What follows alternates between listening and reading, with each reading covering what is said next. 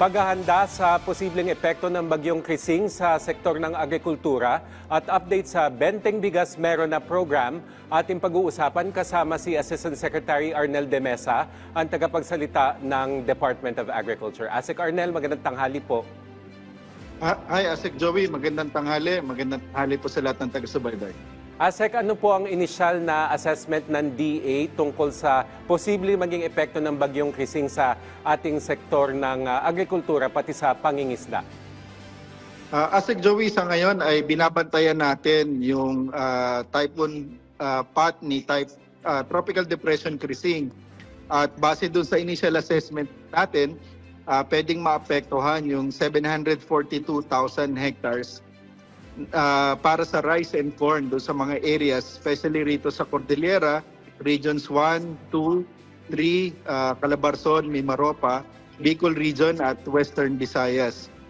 Doon sa rice area, karamihan na to ay nasa vegetative stage at yung iba naman ay nasa reproductive stage, Asek Joey. Asek, ano po yung mga preemptive at preventive measures na isinagawa natin para hindi po ganun kalaki yung posibleng maging pinsala ng bagyo doon sa mga nabanggit yung lugar? Sa ngayon, Asek Joey, ay na-activate na natin at we place yung red alert status ng ating DA Regional DRRM Operation Centers at ni-request natin sila ng masusing koordinasyon sa mga local government units kasama na yung dissemination ng mga necessary advisories. Nakapag-preposition na rin tayo ng mga necessary seeds, yung mga binhi for rice, corn, and other commodities. Kung sakaling ready na sila magtanim, naka-preposition na to doon sa mga lugar na pwedeng daanan ng bagyo, kasama na sa fisheries. At of course, kasama na rin dito yung pag-monitor ng mga presyo at movement ng mga agricultural commodities.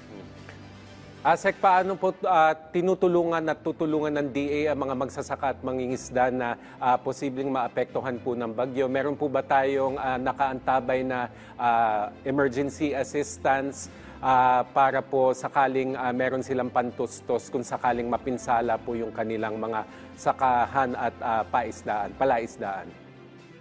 Maliban doon sa prepositioning natin ng mga binhi ng palay, mais at mga high-value crops natin, kasama na yung drugs and biologics para naman sa livestock at yung fish stocks and paraphernalia para naman sa pangisdaan natin, nakapag-standby na rin tayo ng pondo para doon sa ating sure loan sa mga magsasaka at mangisda na maapektuhan at yung paghahanda natin ng indemnification under the Philippine Crop Insurance Corporation. And of course, doon sa mga madadamage, maghahanda rin tayo ng ating quick response fund para sa rehabilitation kung sakaling mayroong maapektuhan sa ating sektor. Sa ngayon, Asek Arnel, kamusta po yung koordinasyon natin sa mga LGU, sa mga Municipal Agricultural Office halimbawa, lalo na po sa malalayo, in terms of how we are preparing for the tropical storm at yung assistance na pwede nating ibigay sakaling maapektuhan yung mga malalayong komunidad? Tama yun, Asek Joey. Mahigpit yung tagubilin natin sa ating mga regional field offices para sa proper coordination doon sa pwedeng maapektuhan ng mga local government units. At of course, kapag mayroon ng mga sakuna, dapat naka-standby yung ating mga tao sa baba para masigurado na nakaalalay sila doon sa mga magsasaka at mangingisda. At pag ready na sila na makabangon muli, yung ating mga stocks, buffer stocks, ay dapat may pamahagi agad. Kasama na yung mga assistance sa kanila. Asek, worst case scenario, dun po sa nabanggit nyo na 742,000 hectares na posibleng maapektuhan. Kung sakaling nga maapektuhan, magkakaroon ba tayo ng problema sa ating food supply? Normally naman kasi yung ating assessment up to 150-kilometer buffer zone para lang masigurado na yung assistance natin will cover. Pero historically, hindi naman ito naapektuhan ng buong typhoon Pat, subject pa rin yan sa validation. At itong area naman nito, karamihan na nasa early vegetative stage at madaling palitan kung ready na uli na magtanim. So yung recovery ay mas madali at this stage, Asek Joey. Asek Arnel, kamustahin naman po natin yung Benteng Bigas Meron na program. So, ilan na pong mga lugar ang naseserbisyohan o nakikinabang na po sa programang ito at ilang kadiwa centers ng Pangulo na po ang nagbebenta ng 20 pesos na bigas sa ngayon? Kasi Joey, nasa more than 140 areas na tayo nationwide na meron nagbebenta katuwang dito sa ating kadiwa ng Pangulo, mga lokal na pamahalaan at sa ibang areas na nagtitinda nitong 20 pesos sa bigas.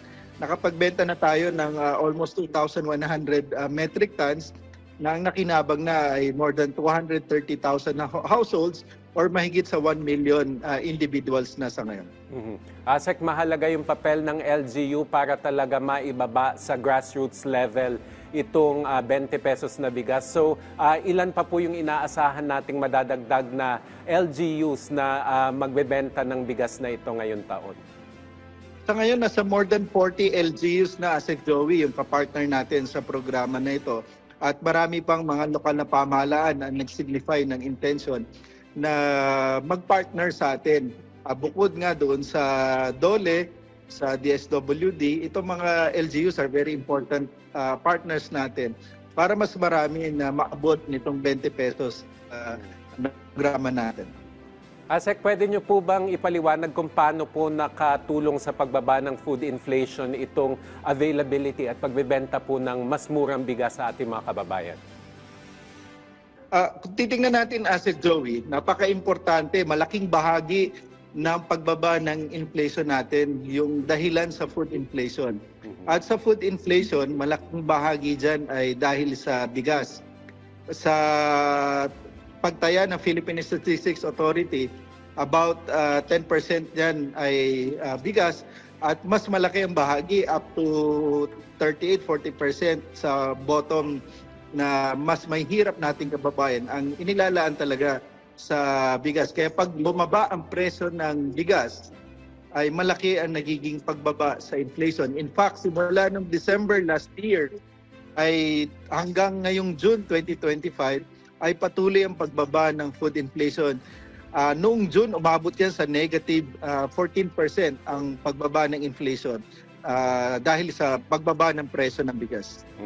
Asek, nasa 33 hanggang 57 pesos per kilo ang presyo ng imported at lokal na bigas na bumaba. So yun yung range. So may inaasahan po ba tayong karagdagang pagbaba sa presyo sa mga susunod na linggo? At paano po napapanatili ng DA yung kasalukuyang presyo ng bigas? Asek Joey, yung presyo ngayon, apektado yan ng both sa international at saka yung dito, yung mga nangyayari sa atin sa loob ng bansa.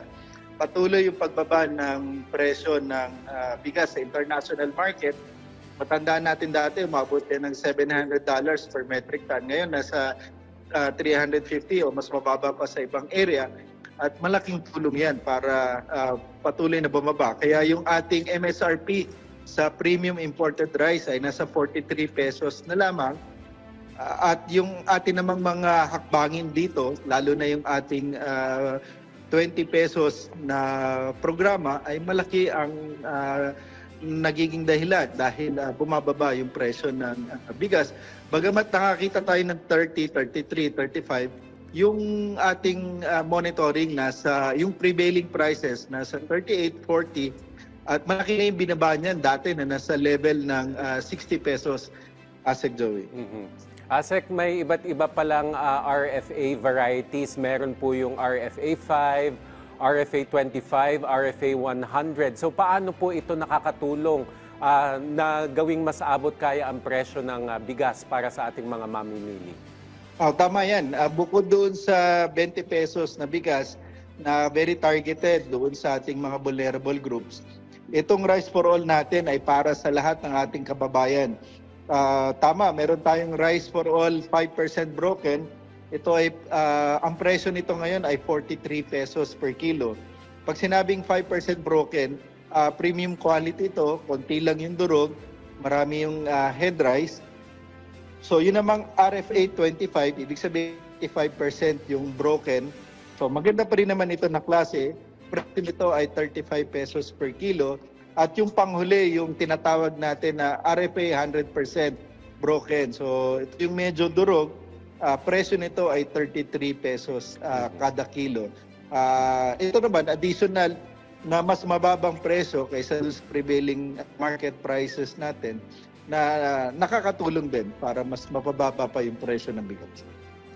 Bilang panghuli na lamang po, Asek Arnel, mensahe nyo na lamang po sa ating mga magsasaka at mangingisda na nangangamba po sa posibleng epekto ng Bagyong Krising, alinsunod na rin sa tagubilin ng ating Pangulong Ferdinand R. Marcos Jr. na pangalagaan ng ating mga magsasaka at mangingisda. Asek Joey, mahigpit ang tagubilin ng ating Pangulo sa kagawaran na siguraduhin na nakaantabay yung assistance ng ating kagawaran sa tulong ng ating mga local government units para sa Bagyong Krising. At muli pinapaalalahanan natin ang ating mga kababayan, lalo na yung mga magsasaka at mangisda, na palaging tumalima sa mga abiso ng ating mga lokal na pamahalaan at ng DRRM ng mga opisina natin at ng mga municipal, city and provincial agriculturists para masigurado yung yung kanilang kaligtasan at matiyak na yung ating assistance po ay makarating sa kanila. Muli po, magandang tanghali at maraming salamat. Maraming salamat din sa inyong oras, Assistant Secretary Arnel de Mesa, ang tagapagsalita ng Department of Agriculture. Thank you, sir.